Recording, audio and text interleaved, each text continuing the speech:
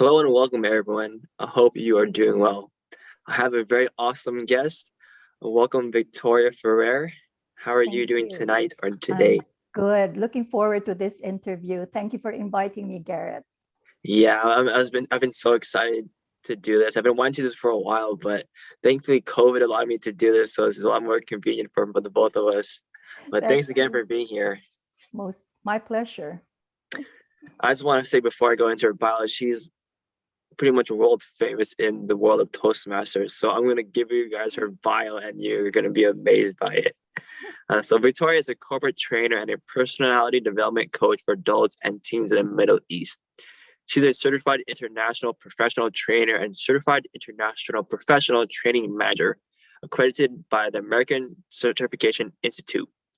She has conducted soft skills training to the admissions staff and management in the education city in Qatar in branch campuses like Georgetown University, Texas A&M, Wale Cornell Carnegie Mellon, and Virginia Commonwealth University.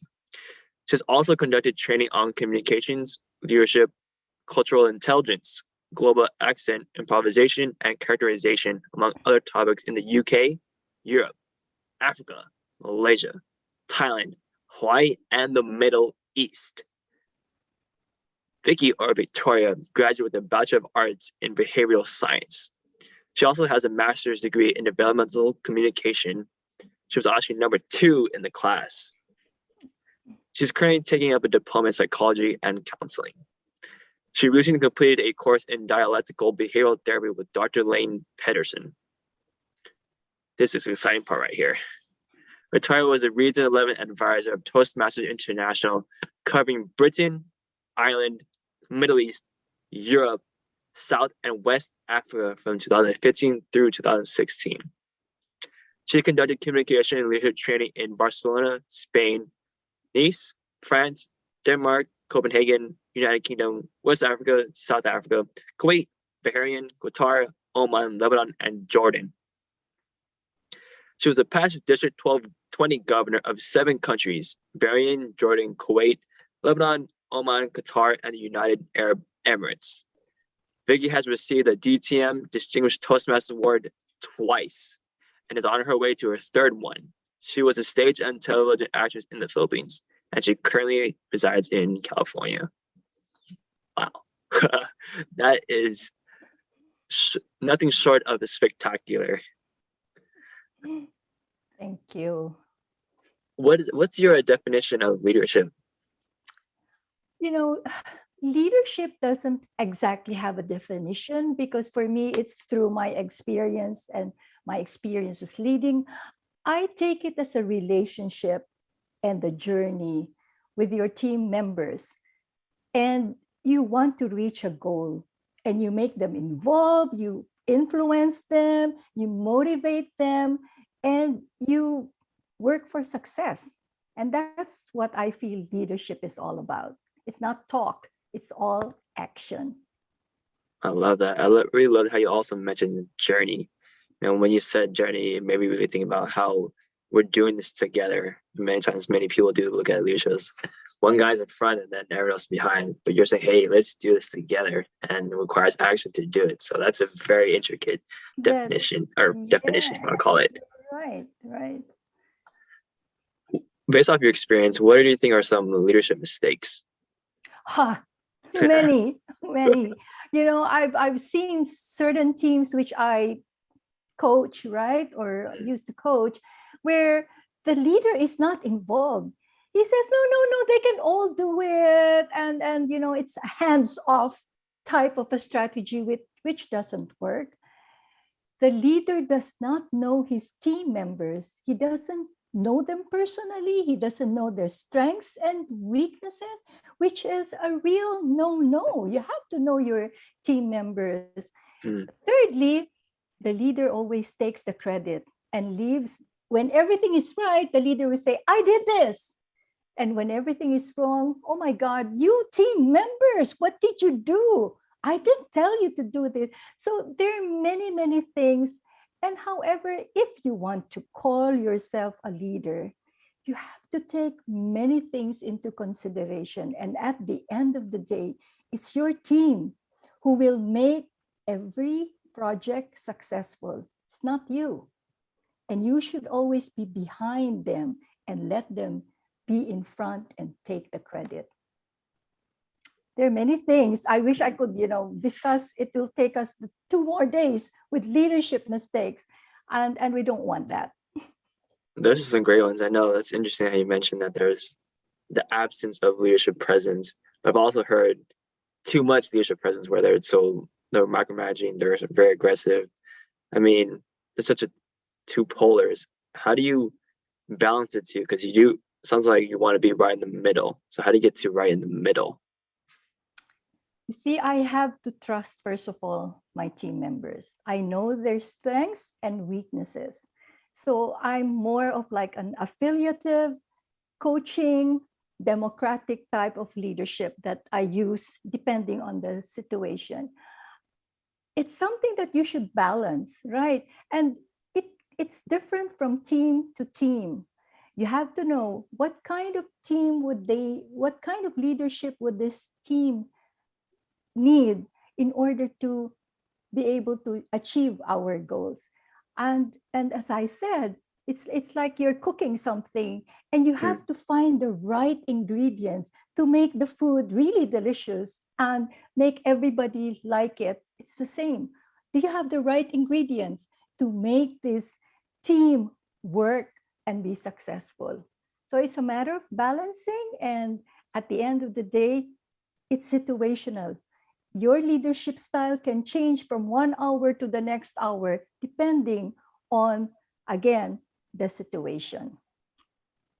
Yeah, I definitely get to really know your spices. I feel like a lot of people don't take that time to actually get to know your spices because it makes a huge difference. Saves a lot of time and energy, but Yes. one part, I want to go and talking about speaking because I know this is where your specialty is at. I know a lot of people are very scared of speaking, and I think it's like rated #1 is like a top fear or something. Yes. What are some misconceptions about speaking? I was just listening to one talk earlier, and it said that I would rather be in that coffin rather than doing a eulogy. Oh my God, that's hilarious, isn't it? Because it's true, as you said, people are afraid to speak.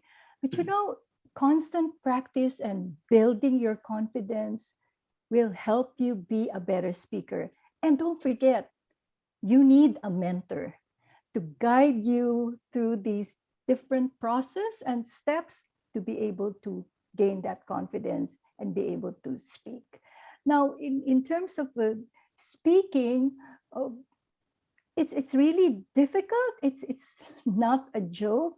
And I would rather talk about, the common mistakes of speaking. So for example, why do people read when they're delivering a speech? Shouldn't it be coming from your heart? Shouldn't you be authentic in delivering a speech? I always say speeches are, remember, I used to tell you that, Garrett, is storytelling. Even if it's a business presentation or a technical presentation, you're still telling a story. So remember that when you're telling a story, it's a conversation. It's a conversation with your audience.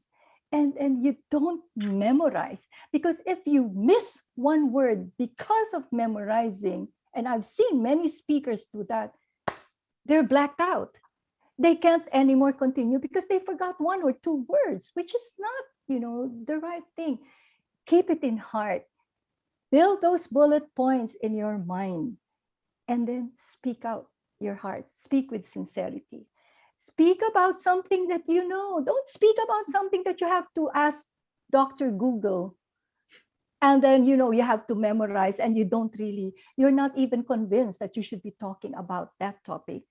It will reflect, because there is no sincerity, there is no involvement, and most of all, there is no connection to the audience because you are not convinced yourself about the topic you're talking about. I always believe in connecting with the audience. So when I start, I look at, even during the virtual talks, I look at everyone and see if they're listening or they're there on their phone, and then I involve them. Believe it or not, they think that I'm doing a keynote speech, and all of a sudden I ask a question from somebody who's going through his phone, and he gets shocked. Okay, I'm not going to use my phone because Vicky is calling on me. Involve the audience, especially in a, in a virtual presentation. You'll never know. Once they switch off their video, they're not listening to you. They're cooking or they're doing something. I always ask them to switch on their video. And I would tell them, because I want to see your facial expression. I want to see if you're interested in what I'm talking about. So at the end of the day, you want your message to be conveyed. You want your important, valuable message to be put across the audience. And if you have that sincerity and you don't need to memorize, you speak from your heart, then people will be able to appreciate you. And so don't make those mistakes. Reading, no. Not engaging the audience, no. And if you don't enjoy the topic, for God's sake, then don't talk about that topic. Talk about something you know and that you're passionate about. Mhm. That's very important. Oh, those are a lot of great tips. I mean, I wish I knew it when I was younger, like in high school. That would have been so helpful. I remember a lot of teachers would always make us do speeches, and then everyone would be on their little papers, memorizing each word for word. And that happened to me so many times when you're still used to reading it, but then when you get up there, you're just and you forget like one or two words, and you're just like, oh, good. Want to go back? Where's my paper? Where's my paper? But you're stuck up there, and everyone just staring at you, so you gotta make something up. It Exactly. sucks. No, it's really crazy. And I always say, feel the words. Mm. When you're speaking, right? When you say you're angry, feel it. And when you say you're happy, don't look depressed. When you're saying happy, feel the words, which is very important. Well, those are great tips. I, I know you had what are some other lessons you've learned over the course of your Toastmasters and your speaking career? Oh, I think it's very important to care about the people who are listening to you.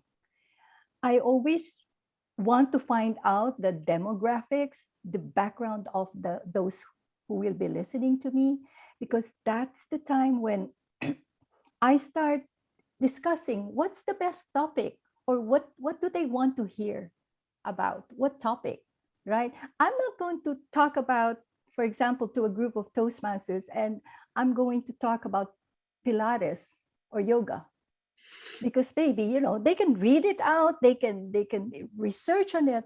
I'll talk about something that they want to listen to. So it's very important.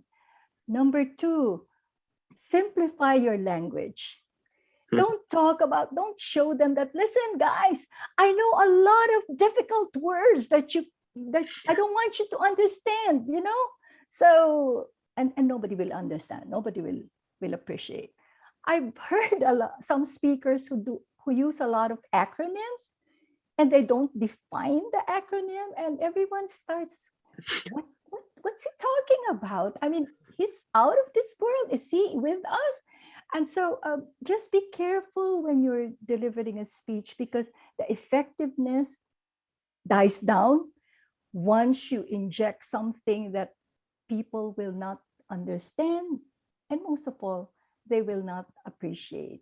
Make sure that you love the topic, that you're passionate about the topic that you're talking about, and you're passionate for the audience to pick up something, to have a takeaway, to learn from what you're talking about. And it happens to me, Garrett, like I meet somebody after 3 years. This one story was really something, and she told me, I'm a mother of two children, and I used to leave my children at home.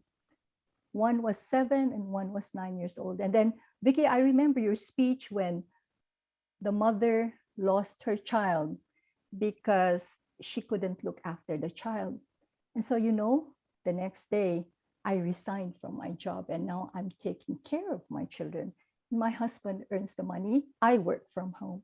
So if you are able to give an impact to those listening to you, even if one of them would just appreciate and implement whatever you had suggested to them, that's a success. That for me is success. Wow, that's a lot of great tips. In conjunction with this, I know you mentored and trained a lot of high-level speakers in Toastmasters, Toastmasters winners. I mean, how do these high-level speakers prepare their speeches that separates them from the average speaker? First of all, they prepare either 2 years or 1 year before. They don't prepare 3 months before the actual competition. So it takes them a long time. I have somebody whom I'm mentoring in Europe, and he has been preparing for the last 2 years. And he has been joining different contests from the club to the area to the division level. And he doesn't stop. He asks people, what do you think? I need your feedback. He doesn't only ask me, he asks several people. And I always suggest that. Don't just depend on my opinion, ask others' opinion. Pretty much last Saturday, we had somebody whom we mentored. I'm not going to talk about the district, but he won the second prize in the international speech contest in a district, which was amazing because it was his first time to join a competition. And he used to be a very serious person. And I told him, get out of your comfort zone. I know that you're a doctor, but you're not talking as a doctor in this speech. You're talking about a simple man. So get out of that character of being a doctor. Move into the character that you are talking about. And it worked. He won the second prize second prize in the international speech contest and the second prize in the evaluation contest. So it's awesome.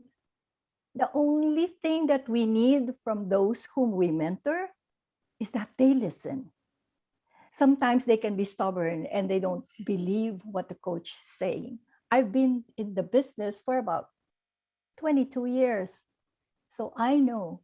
I can even predict how you will speak. I can predict what will happen in the meeting because I've been there attending thousands and thousands of Toastmasters meetings, for example, or training. So if you just open your mind and listen and practice. I know like Mohammed Katani is, from Saudi Arabia. He had practiced in all the clubs in Saudi Arabia just to deliver his speech, and he won in the year 2015. So listen, if you want to compete, it's not preparing 3 months before or 2 months before the competition. You prepare from 2 years to 1 year. And it's not a joke. You have to take it seriously. And that is my recommendation. Wow. So Garrett, in case you want to, compete, you have to prepare 2 years or 1 year. I need to start preparing for 2023 then. There you go. In the world Championship. Championships then. Yes. That's crazy. I mean, that's amazing. I was not expecting that answer, but I mean, I can definitely see why they've had those achievements, because it takes, not everyone's willing to do that, but if you're persistent, then hey, look at your results. So I mean, wow, right. Congratulations to them. Yes, and don't forget, they lose. It's not like the first time they joined the competition, they won. They probably joined the competition for 3 or 4 years and they have always reached the semifinals but never won. And they don't give up. They're, as you said, they're persistent. So that's one more key factor in becoming a winner. You have to be persistent and you have to believe in yourself. That's awesome. In your corporate training, what do you see as some common communication mistakes? Okay, because I deal with a multi or a diverse group, communication mistakes from the trainer. Okay, let me talk about the communication mistakes from the trainer. I've noticed that the trainers, they think that all the different nationalities have the same communication style, and they don't. No. Okay, let me give you an example. When I was the region advisor, okay, so I was handling the Middle East, Europe, Africa, different. It's a diverse group. And I would, first time I sent a long email, right? Oh, welcome, and I'm your region advisor, really about 3 paragraphs. And guess what? The Europeans, they said, thank you. As short as that.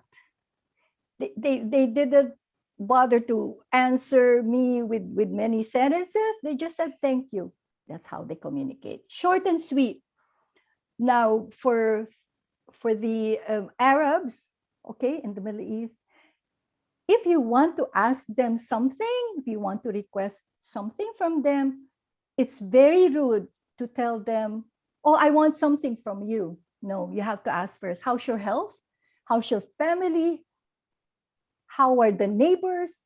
Literally, I'm just saying that, you have to ask first about their personal life, how's your work, and then move on to what you really want from them. Pretty much the Asians would be the same, because I don't think, like, we're very rude if we say, hey, you haven't called them for 2 years, and then I want to take some money from you, for example. I mean, that's true. So there are different communication styles that we have to take into consideration. And this is why I am an advocate of cultural intelligence.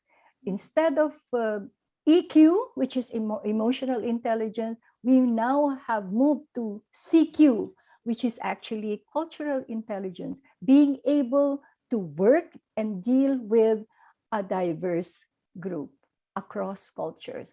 And this is very important today, especially when we're all dealing in a virtual world. One click, you're in Asia. One click, you're in Canada or Mexico, right? And so how do you deal with this situation, and how do you communicate with them in a very respectable way? It's very important. If you want to do business with people, then deal with them in a respectable way, and you will get back the result that you are looking for. Because some things can be rude, like some hand gestures. Like, I was talking to a friend from Kenya, and she was calling me, and I told her this. And this means wait in Arabic. But in her language in Kenya, it was a very rude gesture. She didn't talk to me for a month until I asked her why. And she said, Vicky, you gave a wrong gesture. I said, I didn't know. So I'm so sorry about it. So we have to really be careful about dealing with a diverse group, because at the end, it shows our concern, and it shows that we do our homeworks and research about different cultures. And it will be very much appreciated. I've had that experience, and I am thankful that I can deal with different culture and be friends. And sometimes they are like my extended family. Mhm. That's interesting how you deal with different cultures. I mean, that must sounds like pretty fun. How do we really develop the cultural intelligence, like you're saying? Because I know I was thinking maybe like the internet. I mean, Google it. I mean, is there any other options besides that? Well, I will be introducing a course with my son, who's also a certified international professional trainer. We will be introducing or launching a course called Accent and Communication. Accent because, for example, among Filipinos or Indians or other nationalities, we want to help them acquire a neutral accent. I'm not talking about an American accent or British or Canadian accent. No, we just want to be understood because, like, I deal with a lot of, how do you say, business associates in the Middle East. And sometimes there are words I cannot understand. One time I was talking to a client and she was saying, Vicky, we need costumer. We need costumer. I had to ask her many times, costumer. And finally, I realized, customer. So what I did, Garrett, was I sent her the costumer pronunciation through Google. So she read it and she appreciated it. Because, whenever she's taught, and she's in a big recruitment firm, right? And if she's going to talk about costumer, nobody really will understand. It's not like I'm making fun of that because I can mispronounce also. I'm not a native English speaker, but I make sure that I Google the pronunciation and then I work on that.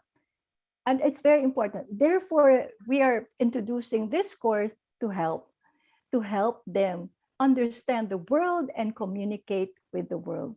Because everything, again, as I said, it's global now. You're not only communicating with your own community, you're communicating across cultures.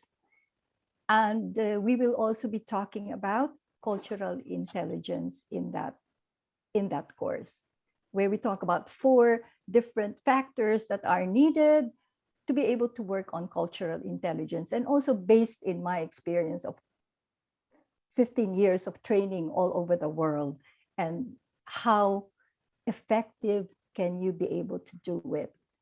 Because you want to get more business, right? So if you want to get more business, then work on your cultural intelligence. That's interesting. That reminds me of how many, I guess, people, organizations are trying to shift more to cultural and diversity training. Mm-hmm. I mean, do you feel like these types of training really tackle cultural intelligence, or do you think they're missing anything? Well, they have to tackle it now. They have to. I understand that there's a lot of training now on diversity and inclusion Mhm. because of all the things that's going on around the world. And this should have been done years back, right? But it's better late than never. And this is why I want to contribute through my experience and through my knowledge and skills. I want to help the community by coming up with a course like this that would help everybody to be better people, better business people as I well. love that. I know you do deal with a lot of leaders and help them train. Part of it was communication. So what do you think these leaders can do to better communicate their vision and their mission? Well, first of all, it's very important that you're convinced about your vision and mission. That first you have to identify what is it exactly all about? What do you want to happen? How do you want it to, to be able to convince the team members about your vision and mission? As a leader, that's the first thing that you have to explain. Are they in or are they out? Because if they are not convinced about your mission and your vision, then it will not succeed. Everybody has to own that mission and vision. And I love Stephen Covey.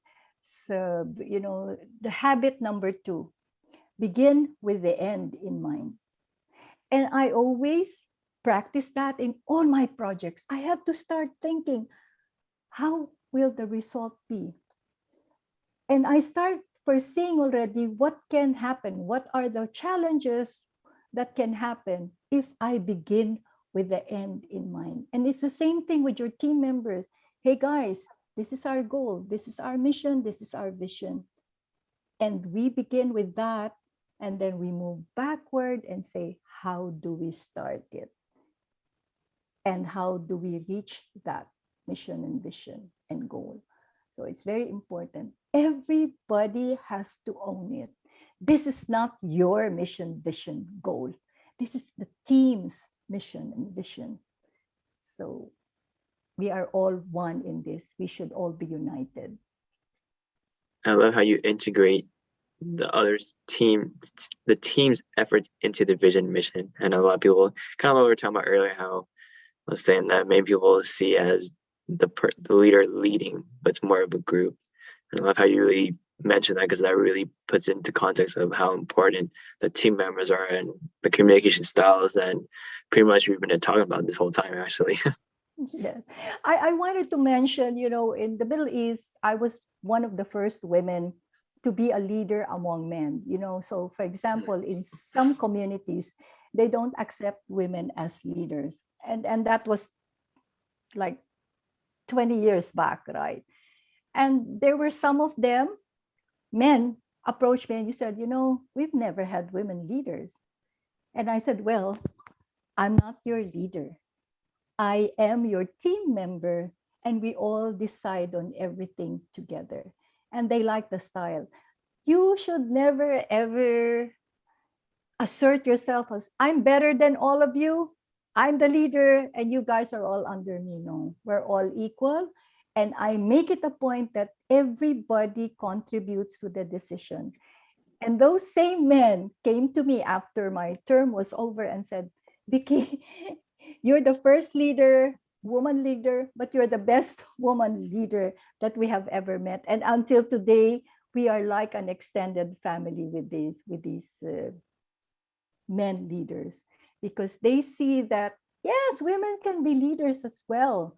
And if we show the right attitude, there will be no discrimination, there won't be any conflict, because we are all working on this together, regardless of gender. I love how you mentioned that we're all created equal. I love that. This proof, ladies and gentlemen. How did you navigate that? Because I'm pretty sure that took a lot of courage to do, go into a man's game, if I don't call it back then. Like, I mean, how did you like take the bullet, I guess? I know, yes, because like I talk to them, pretty much, the affiliative type of the leadership, I get a bit personal with them. I congratulate them if it's like they've achieved something. So I will give a personal message. It's not like I'm the leader who will only be in touch with them when I need them. No, I always want a continuous communication so that when I ask them for something, they cannot say no. One thing about these people, they will always say, when Vicky asks for something, I cannot say no. Why? Because it's reciprocal. If they ask me for something and I know I can do it, I will do it. So it's a matter of just collaborating, cooperating, and making it like the whole team of community, of whether it's Toastmasters or the people I'm training, we are all one. And we help each other, we support each other, we uplift each other. That's the most important thing. We don't put down each other. And if ever I see, for example, one of the team members, I would suggest something for improvement, I would personally call the person and say, hey, you know what? You did well. And remember, improv, yes, and we don't say but, and you can add more things like 1, 2, 3. So they feel that you are concerned, they are not your competitors, and at the end, you just want to help and they help you back. And that is a beauty. That's why I like also working in the Middle East. I've been working there for the 20 plus years, and I know the community. I've had the opportunity to really work with all nationalities that you can ever think of, and I'm grateful for that. And I need to pay forward. I need to give back to the community and to the society. I love that. That's great advice. You're such a great heart, Tita. Thank you. It's I'm blessed. I'm blessed for the many things that I have in this life. I have nothing to complain about. And because of that, I just want to help. Somebody, there's some people from India I don't know them. I know them only through Facebook, and they ask for my advice. So this guy, he was uh, going to get married. He told me that he was going to get married before he told his parents and the parents of the bride. And then he asked me to choose his outfit for the wedding. It was amazing. He was in the shop and he was showing me pictures. What do you think? What? And he was, asking me, what about this necktie? No, no, no, it doesn't match. You have to check, the bride's outfit and blah blah blah. And he wore it and he was so happy until he had the son. He asked me what are the best names for my son. So I said, oh, this is a good name. He followed it. This is amazing how you meet people by chance in Facebook, and you become their mentors or coaches, and he's always thankful. It's free, there is no cost, but the being grateful to you, and you getting all this, thank you, Vicky. This is more than enough, and this is a blessing. So yeah, I'm thankful for my life. Amen to that. Amen. Amen. I'm thankful for meeting you, Garrett. Otherwise, I don't know how I could have met you. And you did. So I know when we first met was at our Toastmasters. Actually, my first speech. Yeah, I remember that. That was great. I know. Remember your daughter. I think, and your son-in-law were telling that you're only there for a visit. But I was so bummed. yeah, I was like, man, I hope she yeah. comes back.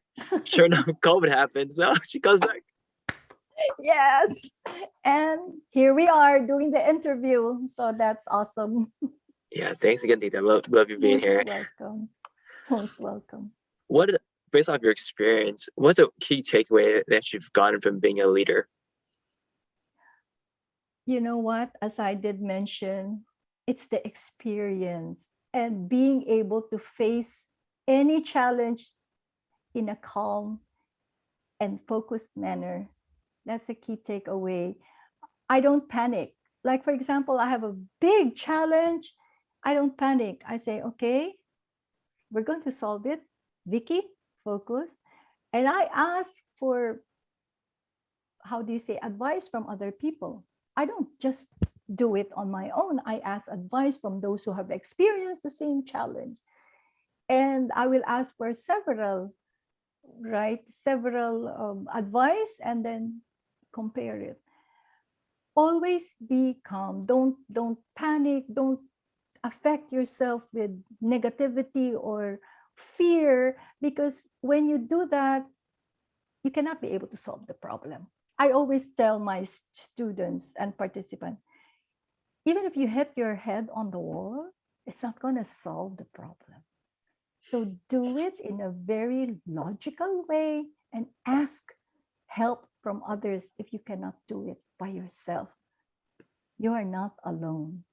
And that's my key takeaway. And so far, I've been successful, for example, to unite different communities in the Middle East. Again, we had the Arab, we have the Indian, we have the Pakistani, we had the British, but we were able to unite all of these communities because we all said that we are here with one goal in our mind, to be better communicators and better leaders.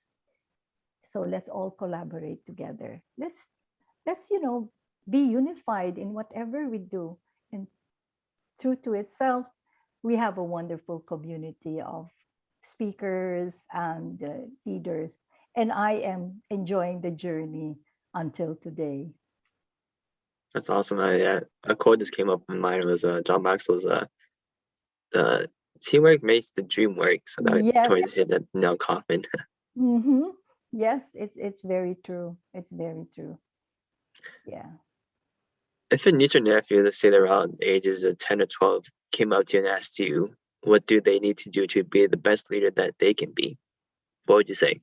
I love that question because, Garrett, first of all, let me tell you something. One of my projects is together with my son was to organize a children's, it's called Gavel Club. It's a junior Toastmasters.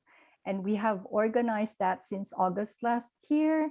And now it's a very active one. We have about 26 members, children from 7 years old until 14 years old, right?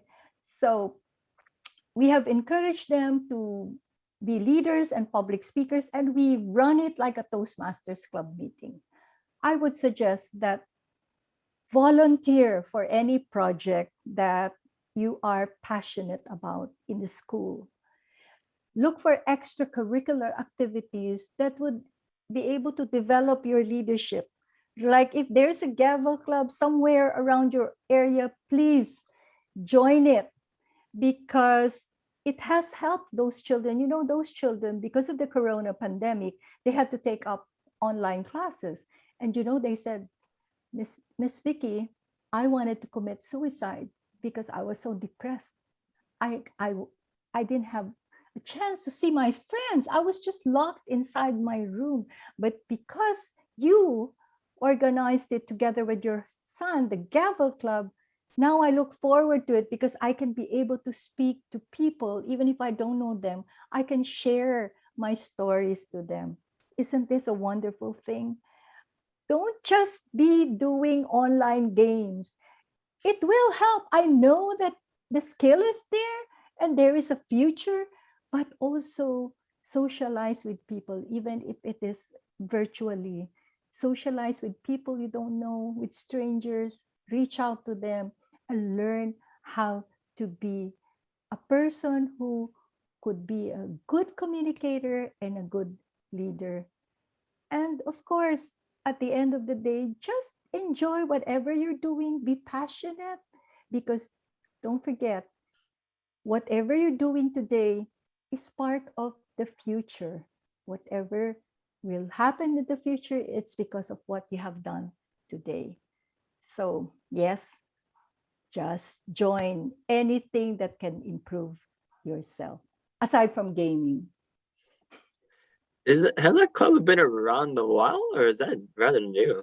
Because I mean, that'd be super helpful for kids. I mean, I wish I had that when I was younger. Yes, well, that's been there for a long time already. But Oh, really? yes, however, because the Gavel Club is not, for the districts, it's not counted as a, how do you say, a real club, right? So the Gavel Club is more like an extension of Toastmasters whose children are, they want them to be future Toastmasters, pretty much like my youngest son, who is now a DTM. He used to be in the Gavel Club and now he's a trainer. So the beauty about it is these Toastmasters in that Gavel Club are the mentors for their children.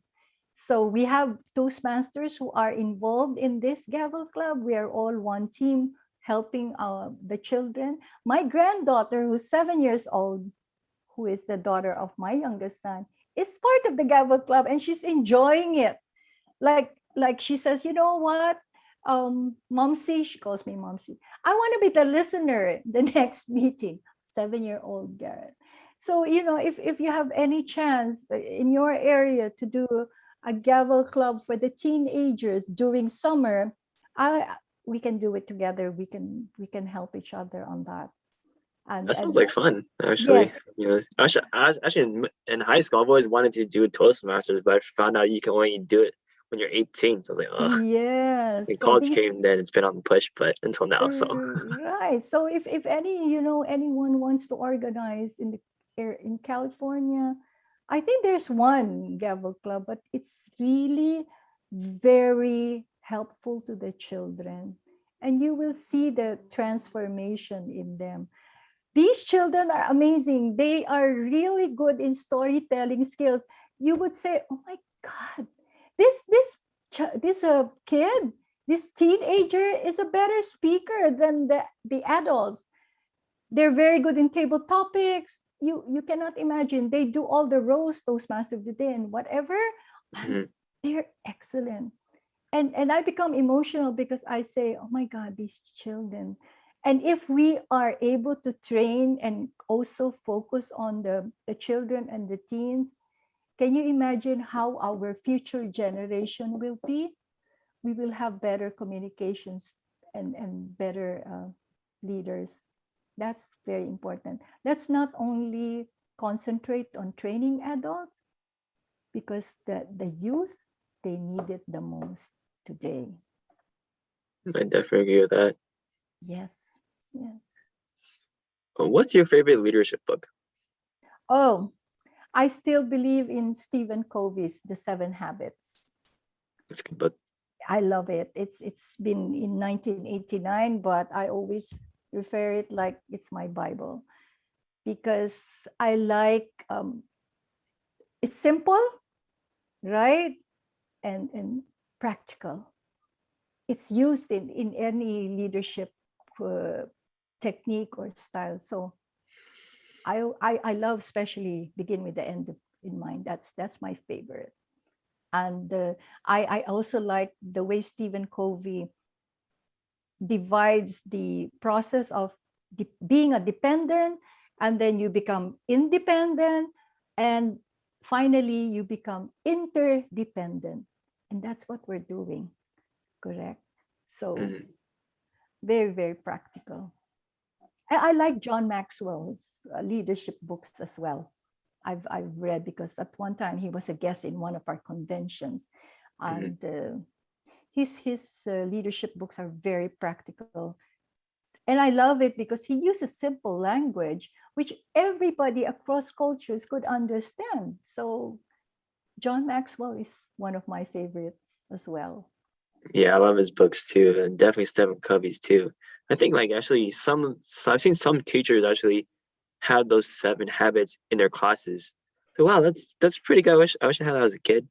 But I think those kids don't like they take it for granted. But hopefully they'll stick with them from sometime down the future.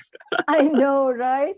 That's something. When we were, when we were young, we took everything for granted, and then when we become adults, oh, I wish I could have, concentrated or focused on that. But you've done it. You haven't done it, so that's fine. We can always compensate by learning more, being lifelong learners like me.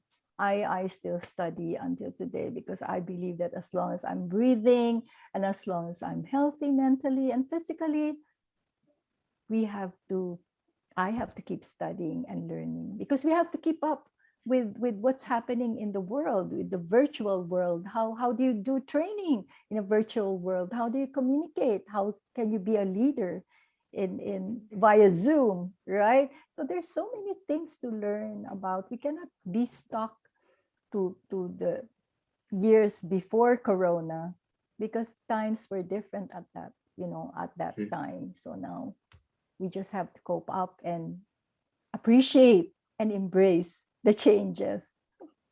Yeah, no, I definitely agree with that. I mean, I feel like a lot of people don't take for granted what we have here in the States, especially with the vaccine. It's just like, man, that a lot of people in other countries don't have that. People complain about, oh, I don't want the second dose. Oh, I don't want this one. I don't want that one. It's like, I dude. know, right?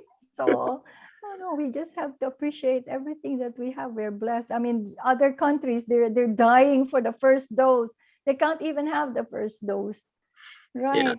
So, And last and most important question, where can our learners learn more about what you do and about your course? well, I could, you could email me. I don't know if you could write it down later. It's wondersstudio.course@gmail.com. And please be in touch. I'd like to hear from any of you.